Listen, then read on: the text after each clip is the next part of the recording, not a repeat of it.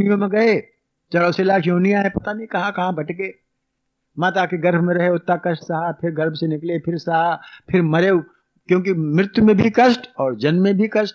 इतना कष्ट सहते सहते सहते सहते, और ये कष्ट चले कहाँ से? इस मनुष्य शरीर से ही चले, क्योंकि यही सबने कर्म किए हैं और यहीं से फल मिलेगा। दूसरी योनियां सिर्फ भोग योनि है, कर्म योनि नहीं है। वो उनके लिए जितने कर्म निर्धारित है वही कर्म करेंगे, दूसरा कर्म नहीं करेंगे। और मनुष्य योनि ही ऐसी योनि है जो कि कर्म करने में स्वतंत्र है। तो फिर अब अगर मनुष्य योनि मिल गई है तो हम ऐसे कर्म क्यों ना करें कि जिससे ही मुक्ति मिल जाए, आवागमन के जो कष्ट हैं उनसे फुर्सत मिले। न अच्छा, आवागमन से न भी फुर्सत मिले तब भी कम से कम ऐसे कर्म करें कि ऐसे जगह जन्म मिले, ऐसे परिवार में जन्म मिले, ऐसे समाज में जन्म मिले, ऐसे देश में जन्म मिले, कम से कम ये शरीर तो सुखी रहे, क्योंकि आत्मा पर असर पड़ता नहीं। आत्मा के ऊपर किसी कष्ट और दुख का असर नहीं पड़ता। ना आत्मा दुखी होती, ना आत्मा सुखी होती, ना आत्मा छोटी होती, ना आत्मा मोटी होती। ठीक है ना? आत्मा के ऊपर कोई असर नहीं पड़ता, सारा असर पड़ता है शरीर पर, कष्ट होता है शरीर को। तो ऐसा कुछ करें कि अगर शरीर भी मिले, ऐसे कर्म करें कि अगर दोबारा कोई भी शरीर मिले, चाहे पशु को मिले, चाहे पक्षी को मिले, कोई भी शरीर मिले, तो उसमें कम से कम शारीरिक कष्ट तो ना हो। हमने कई बार उदाहरण दिया, तमाम कुत्ते घूमा करते हैं, कुछ सड़क घूमते हैं, कोई मेम साहब गोद में लिए।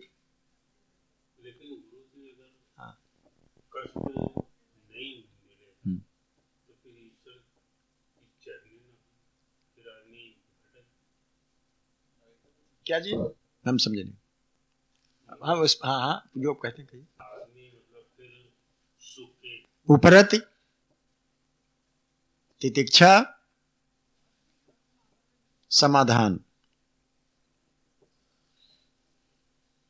नहीं समझ आ रहा, नहीं बताया होगा, नहीं बताया। विवेक, वैराग, उपरति, तितिक्षा, श्रद्धा और समाधान, ये 6 संपत्तियां हैं। इनको अर्जित करना पड़ता है। हम बताएंगे कैसे, ठीक है? और सर्व संपत्ति के बाद फिर मुमुक्षा। ये आसान तरीका है योग का। योग माने है मोक्ष की इच्छा। क्योंकि हमारे टंडन साहब भी पूछा करते हैं और शुक्ला जी भी पूछा करते हैं, कौन सी ऐसी तरकीब है, कौन सी ऐसी साधना करें, आसान साधना जिससे कि परमात्मा का, देखिए पहले आत्मा का अनुभव होता है तब परमात्मा का अनुभव होता है। पहले आत्मा का अनुभव होगा तभी परमात्मा का अनुभव, क्योंकि आत्मा का विराट स्वरूप ही परमात्मा, आत्मा का विराट स्वरूप ही परमात्मा है। और इस जीवन का मात्र उद्देश्य एक ये है, मनुष्य जीवन का, परमात्मा को समझ लेना, आत्मा को समझ लेना। यही से हमने कई बार कहा ना कि गांठ जहां से बनती वहीं से खुलती है। गांठ बंधी कहीं है, खोल कहीं रहे, नहीं खुले कभी नहीं खुलेगी। तो हमने अपने जो कर्म बंधन बांधे हैं वो यही मनुष्य योनि से ही बांधे हैं। अब चूंकि फिर लौट के मनुष्य योनि मिल गया तो यहीं से हम उस बंधनों को खोल सकते हैं, और खोल सकते हैं और ऐसे कर्म कर सकते हैं कि अगर मुक्ति न भी मिले, मोक्ष न भी मिले, अगर कोई जन्म मिलता है, कहीं भी किसी और जन्म मिलता है, तो उसमें कोई शारीरिक कष्ट ना हो, क्योंकि आत्मा कोई कष्ट नहीं होता। आत्मा तो हाँ मन अनुभव करता, मन क्यों नहीं अनुभव करता? हाँ हाँ, तो मन तो जड़ है ना, शरीर के साथ ही, मन तो शरीर के साथ में है ना। मन भी एक इंद्रिय है, तो सारी इंद्रियां शरीर के साथ में है। हमने को कहा ना कि कुछ बाह्य इंद्रियां हैं, कुछ अंतर इंद्रियां हैं, 4 मतलब अंतःकरण है और 10 बाह्य करण है। करण माने उपकरण, जैसे आप जिससे काम लेते हो, औजार जिसे बोलते हो, तो ये हाथ पांव सब औजार हैं, इनसे हम काम लेते हैं, करण है, औजार उपकरण है। तो इनके लिए चाहिए सबसे पहले यही शम और दम। जब तक ये काबू में नहीं आएंगे, और इनको काबू करना इसलिए आसान है और चाहिए इसलिए, क्योंकि एक बात समझिए आप कि जब तक एक सिद्धांत है कि जिस पात्र में आप गंगा जल लेना चाहते हो उस पात्र को पहले साफ करना पड़ेगा। अगर वो गंदा पात्र होगा तो उसमें गंगा जल आप नहीं लोगे, ठीक है ना? ठीक है ना? तो पहले पात्र जैसे दूध लेने कोई जाता है तो पहले धो मान देता है ना दूध को। अगर दूध उसमें ले लिया तो वो खराब हो, फट जाएगा, ठीक है ना? तो अगर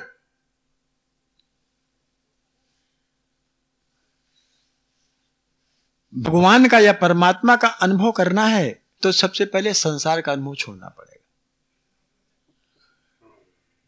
और जब तक संसार का अनुभव होता रहेगा, मन में संसार समाया रहेगा, बुद्धि में संसार समाया रहेगा, अहम में संसार समाया रहेगा,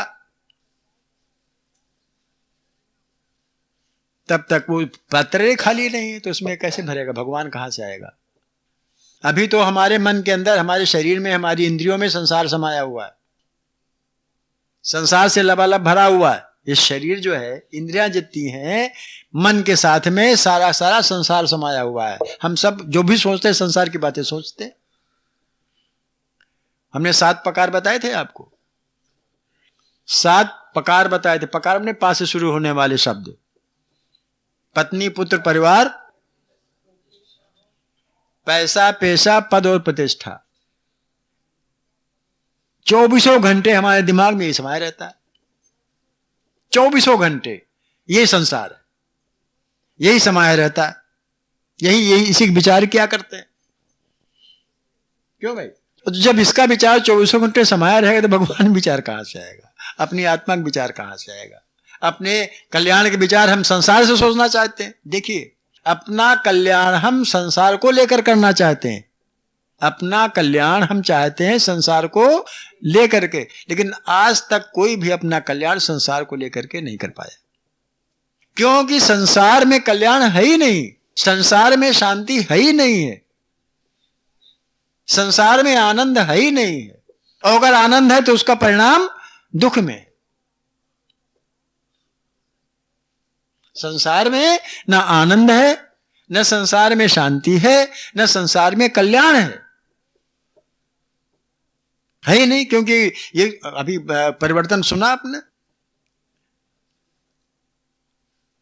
परिवर्तन भी कहा, वो हमारे वकील साहब कह रहे, सब परिवर्तन एक है। कहीं एक जगह टिकता ही नहीं तो शांति कहां मिलेगी? जो चीज एक जगह टिकी नहीं, हम ये सोचते हैं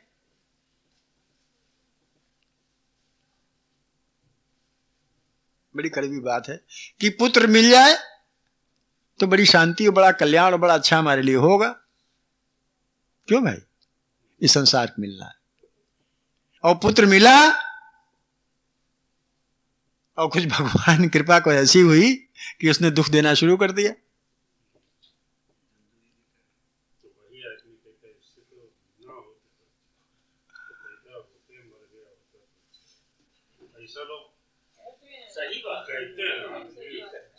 अच्छा, और पुत्र मिला और पता चला 4-6 महीने के बाद जहां से आया था वहीं चला गया, वो भी दुख।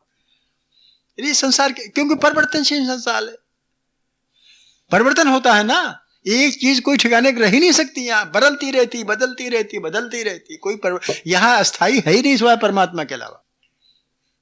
सिवाय परमात्मा के अलावा यहाँ स्थायी कोई चीज है ही नहीं। इसलिए ना यहाँ शांति है, इसलिए ना इसमें कल्याण है, इसलिए ना इसमें आनंद है। ये तो हमने एक उदाहरण दिया।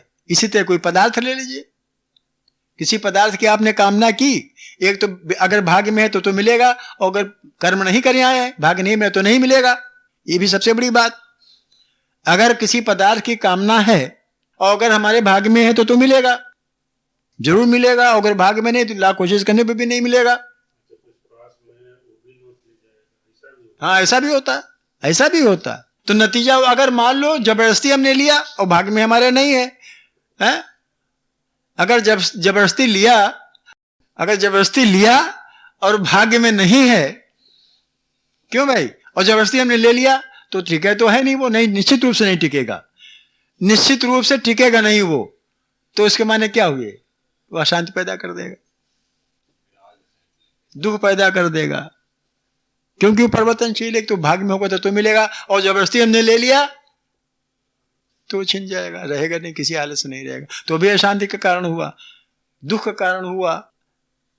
तो इसलिए पर जो भी संसार को हमारे मन में है, किसी रूप में किसी तरह से भी संसार हमारे मन में है, तो जब तक संसार हमारे मन में रहेगा तब तक फिर न आनंद मिल सकता है, न शांति मिल सकती है, न कल्याण मिल सकता है। और भगवान क्या है? सच्चित और आनंद। तो आनंद अगर हम चाहते हैं, हम असल में हम गलती ये करते हैं, हम सुख को आनंद मान लेते हैं। गलती ये है कि हम सुख को आनंद मान लेते हैं, जबकि आनंद जो है दुख में भी आनंद मिलता है।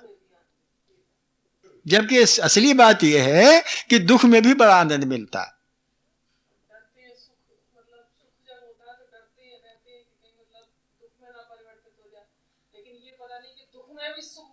पिछली बार हमने दुख सुख की आप थे नहीं शायद, कि सुख कैसे सदुपयोग किया जाए, हमने सारी बातें आपको बताई थी, हैं? हाँ, सुख और दुख का कैसे उपयोग किया जाए, सदुपयोग किया जाए, हमने बात बताई थी आप,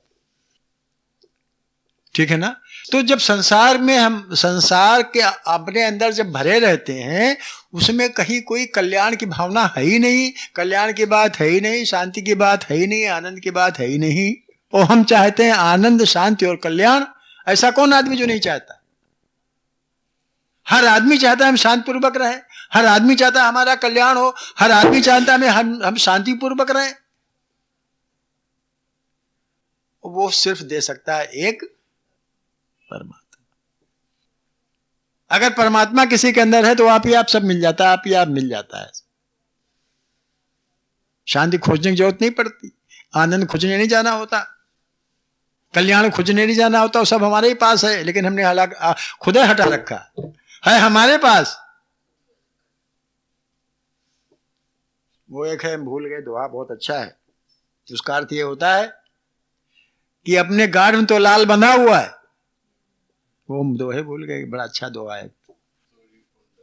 नहीं वो तो अलग है, एक लाल की बात है, लाल था वो नहीं, एक लाल दूसरा है कि गांठ बंधा है लाल और आधे उधर खोल उधर अलग भूल रहे, ऐसा कुछ है दोहा है। हाँ,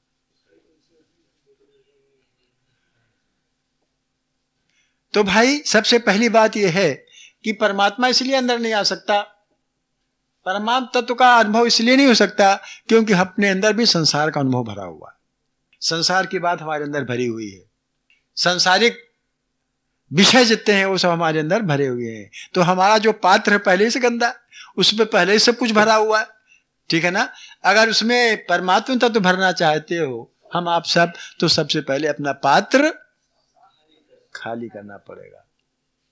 जब पात्र खाली होकर सफा हो जाएगा, पहले खाली करो, उसके बाद उसे साफ करो।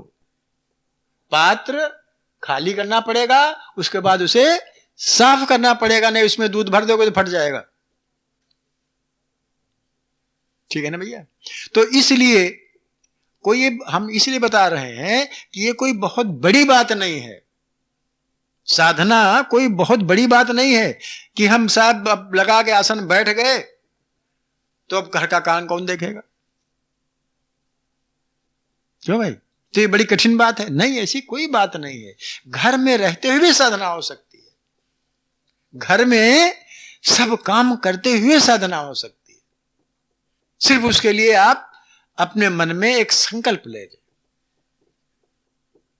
व्रत ले लें कि हमें इस शरीर जो मिला इसका सदुपयोग करना है और परमात्मा तत्व का अनुभव कर लेना है, अनुभव का ही प्राप्त कर लेना कह लीजिए, इसीलिए शरीर मिला हुआ है। अगर इतना आप संकल्प दृढ़ कर लेंगे अपने मन में तो कोई ऐसी वजह नहीं कि आपको परमात्मा दर्शन या परमात्मा प्राप्त या परमात्मा का अनुभव ना हो सके, ऐसी कोई बात ही नहीं। जी हाँ,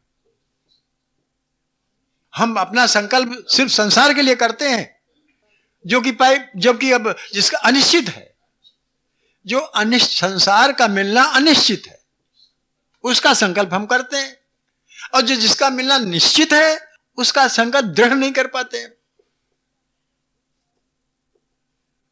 तो इसलिए हमें चाहिए कि कोई, आप ये मत सोच के साधना करें कि कोई मतलब बहुत ही क्लिष्ट या बहुत कठिन साधना है भगवान को प्राप्त करने की, आत्मदर्शन करने की। आत्मदर्शन माने देखना नहीं, दर्शन माने देखना नहीं, अनुभव करना। दर्शन माने देखना भी होते हैं, लेकिन दर्शन माने अनुभव करना। तो हमने बताया कि सबसे पहले मन बहुत गड़बड़ चीज है, मन बहुत गड़बड़ है, बहुत चंचल है, बहुत चंचल है। तो सबसे पहले मन में जो संसार भरा हुआ है, मन में संसार भरा हुआ, तो सबसे पहले मन को खाली करो, मन को खाली करो, उसके बाद मन साफ करो। ठीक है ना, मन खाली करो और फिर मन साफ करो। और इसके लिए सबसे पहले बहुत जरूरी है कि जैसा आप अभी बताया, यम नियम भी बहुत जरूरी होते हैं। यम नियम आवश्यक हैं, और यम नियम साधना कोई कठिन काम नहीं है। यम नियम साधना, अब यम नियम इसलिए कहा गया कि यम नियम ही संसार है, यम नियम ही संसार है, इनको साधो। जैसे कि यम मतलब क्या होते हैं? यम 5 होते हैं, याद है किसी को? बताए थे हमने, नहीं याद। सत्य, अहिंसा, याद हुआ? अभी नहीं याद हुआ, ज्ञानी जी को याद होगा, नहीं याद। सत्य, अहिंसा, अस्तेय और अपरिग्रह, ब्रह्मचर्य, ये 5 यम है। ये 5 यम है, पहले इनको साधना करनी चाहिए। जैसे सच बोलना, सच बोलने में क्या कठिनाई है? कोई कठिनाई नहीं भाई, सच बोलने में क्या कठिनाई होती है? सच बोलो। अहिंसा का पालन करो, अस्तेय, चोरी इत्यादि न करो, अपरिग्रह, ज्यादा संग्रह न करो, मतलब भर का संग्रह करो, ब्रह्मचर्य से रहो। थोड़ा कठिन है थोड़ा सा, लेकिन अगर साध लिया जाए तो सध सकता है, ऐसी कोई बात नहीं। अच्छा, हम लोगों को झूठ बोलने की आदत पड़ गई, बिला वजह झूठ बोलते, हम लोग बिला वजह झूठ बोलते हैं। कोई काम नहीं झूठ बोलने का, लेकिन झूठ बोल रहे हैं। और सब जानते हैं कि सांच बराबर तप नहीं, झूठ बराबर पाप, जाके हृदय सांच है ताके हृदय, सब जानते हैं, लेकिन फिर भी कोई सच बोलना ही नहीं चाहता। ये तो सिर्फ बहाना है, ये सिर्फ बहाना है कि बिना झूठ बोले काम नहीं चलता है। आप जरा एक बात हमें बताइए कि आप ये अगर संकल्प कर लें, ये व्रत ले लें कि हम झूठ ही बोलेंगे, सच नहीं बोलेंगे, आप जी सकेंगे?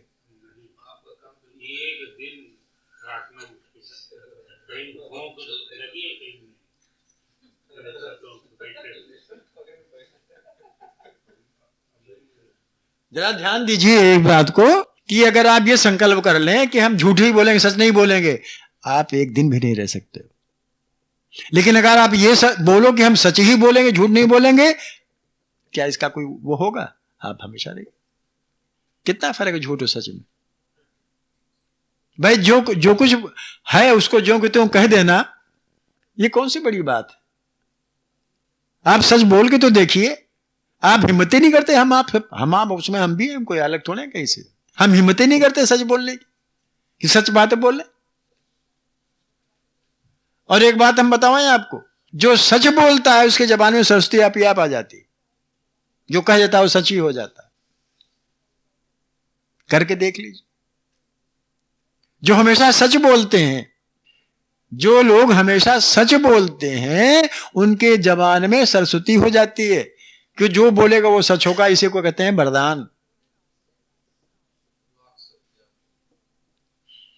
इसी को वरदान बोलते हैं। और वरदान और कोई चीज थोड़ा है, हम आप सब दे सकते। क्योंकि उसमें सरस्वती, और सरस्वती कभी झूठ बोलती नहीं। सरस्वती भगवान का वरदान है, सरस्वती भगवान का वरदान है। और जबान पर सरस्वती आती है सच बोलने से।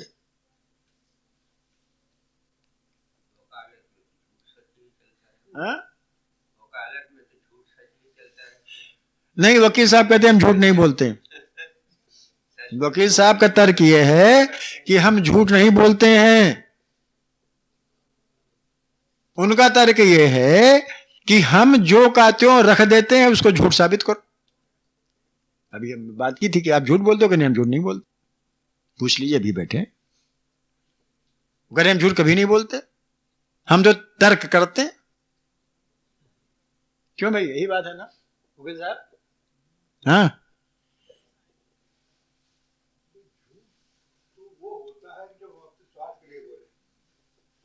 पकड़ा आपने?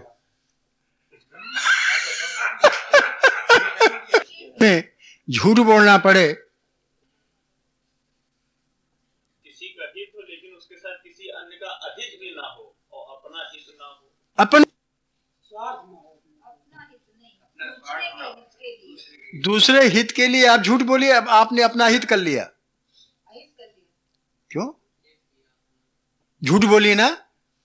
झूठ बराबर पाप, साच बराबर तप नहीं, झूठ बराबर पाप। आपने झूठ बोला दूसरे के हित के लिए, लेकिन अपना हित कर लिया, अपने ऊपर पाप लाद लिया। भाई इसका उत्तर आप भाई देखिए ना, आपने झूठ बोला दूसरे का हित, ये तो चलो मानते हैं कि अपना हित दूसरे का हित है, दूसरे के हित अपना हित है, ये तो हम मान लिया। लेकिन आपने दूसरे के हित को देख करके अपना हित कर लिया। आपका हित क्या हुआ ये बताइए? अगर आपने झूठ बोल दिया तो आपका तो हित हो गया, आपने पाप लाद लिया अपने ऊपर। और अगर सच बात कही होती तो पता नहीं उसका हित हुआ भी कि नहीं हुआ। वास्तव में हम ये जानते इसका कहाँ हित है। हाँ, बिल्कुल सही बात यही है कि कभी-कभी हमें लगता है कि उसका इस बात से हित है और वो हित एक्चुअल में हित नहीं होता, उसका अहित। झूठ बोल देते हैं और उसका हित हो जाता है, ठीक है ना? अब ये पता नहीं कि आगे चल करके उसका हित इसमें था या अहित था। अगर कोई दंड मिलने वाला है और हमारे कहने से को दंड, हमारे झूठ बोलने से उसका दंड, मतलब सांसारिक दंड तो कट गया। अदालतें दो होती हैं, एक अदालत संसारिक होती है जिसको हम आप देख रहे हैं, एक अदालत वो होती है जो कि संसार से परे है, वहां झूठ साथ नहीं चलता। तो हमने संसार देख के सोचा कि अपना अहित करके, अर्थात अपने झूठ बोल के दूसरे का हित किया, उसने कर्म किया दंड देने वाला। हम सोचते हैं अगर इसको दंड मिल जाए तो इसके बच्चे भूखों मर जाएंगे। हम ये सोचते हैं कि इसको अगर दंड मिल गया तो इसके बच्चे भूखों मर जाए। एक उदाहरण दे रहे हैं, तो हमने उसको बचाने के लिए अहित अपना, पहले सबसे पहले अपना हित किया, झूठ बोल दिया। अब उसको दंड से बच गया, लेकिन क्या गारंटी है कि वो दंड से आगे भी बच जाएगा?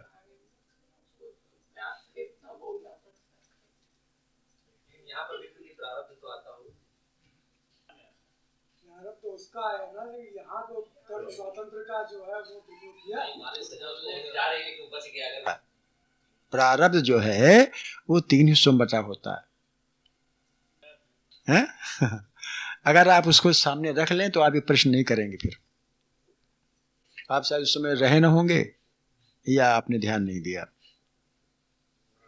एक होता है स्वेच्छा प्रारब्ध भोग, दूसरा है परेच्छा प्रारब्ध भोग, तीसरा होता है दैव इच्छा प्रारब्ध भोग। इतने प्रारब्ध भोग होते हैं। स्वेच्छा प्रारब्ध भोग, परेच्छा प्रारब्ध भोग और दैव इच्छा प्रारब्ध भोग।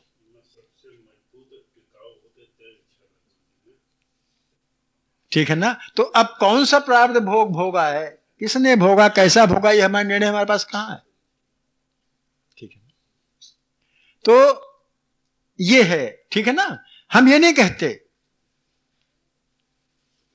हाँ नहीं 10-20 हो गया है, ठीक है, हमको बंद कर देना चाहिए। नहीं नहीं सही बात है, बंद कर देना चाहिए। जाड़ा है, सर्दी है, सब अप्रैल में घर जाएंगे। ये बहुत ही, अब हम कहते रहेंगे, कुछ विषय ऐसा चल गया है कि अगर हम कहते रहेंगे तो अभी 2 बज जाएगा, तुरंत 2 बज जाएगा और मालूम नहीं होगा 2 बज गया। तो थोड़ा सा हमें समय दीजिएगा अगली बार। और हाँ हम लोग सारे लोग नहीं